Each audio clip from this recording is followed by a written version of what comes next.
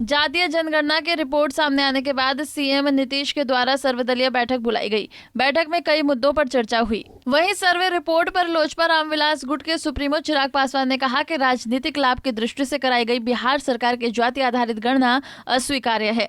जरूरत है इसमें कोई और सुधार करने की।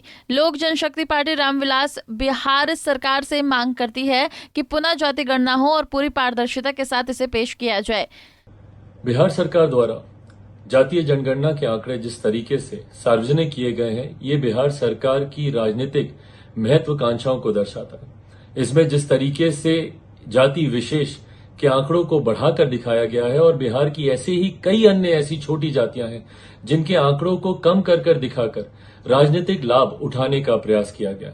कई ऐसी अनुसूचित जाति जनजाति की छोटी जातियां हैं या पिछड़ा अति पिछड़ा वर्ग से आने वाली कई ऐसी अन्य जातियां हैं जिनके आंकड़ों को कम कर दिखाने का प्रयास अपनी राजनीतिक महत्वाकांक्षाओं को पूरा करने के उद्देश्य के साथ किया गया है। पासवान जाति की ही अगर आप बात करें, इसकी आबादी को कमतर कर दिखाने का प्रयास राजनीतिक लाभ लेने की दृष्टि से ही किया गया है। लोक जनशक्ति पार्टी रामविलास पूरी तरीके से बिहार सरकार के द्वारा कराए गए इस जातीय जनगणना को नकारती है और हम लोग मानते हैं कि अभी भी दोबारा से ये जातीय जनगणना होनी चाहिए, क्योंकि इसमें पहली बात तो पारदर्शिता नहीं बरती गई।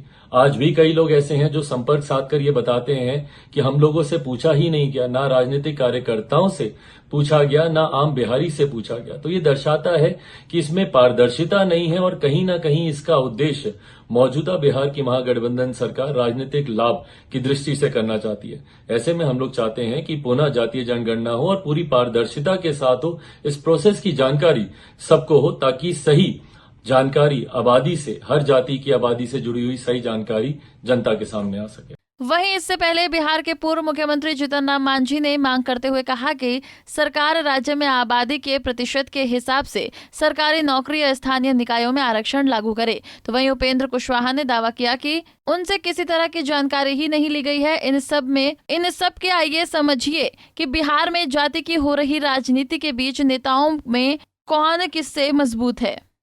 पंजाब केसरी टीवी के लिए पटना से संजीव कुमार की रिपोर्ट। हमसे जुड़े रहने के लिए हमारे YouTube चैनल को सब्सक्राइब करें और नई वीडियो की नोटिफिकेशन के लिए बेल आइकॉन को दबाएं।